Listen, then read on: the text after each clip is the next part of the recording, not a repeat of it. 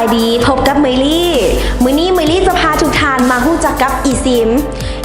ย่อมาจาก Embedded SIM เป็นซิมการ์ดรูปแบบใหม่ที่ฝังมากับอุปกรณ์ Smart Device ซึ่งบ่สามารถแกะถอดออกมาได้แต่สามารถใช้งานคือกับซิมรูปแบบเก่าได้ทุกอย่างเพื่อช่วยให้ผู้ใช้งานสะดวกและปลอดภัยยิ่งขึ้นคาดว่าจะกลายเป็นมาตรฐานที่ถูกนำมาใช้กับ Smart Device รุ่นใหม่อย่างแพร่หลายในไวๆนี้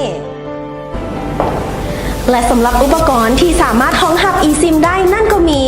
iPhone XS iPhone XS Max และ iPhone XR และอีกหลายๆรุ่นที่จะมาในอนาคตอันใกล้และเฮามาเบิ่งนำกันว่าข้อดีของ eSIM มีอย่างแน่ eSIM จะเฮ็ดให้ท่านสะดวกสบายในการนำใช้สมาร์ทโฟน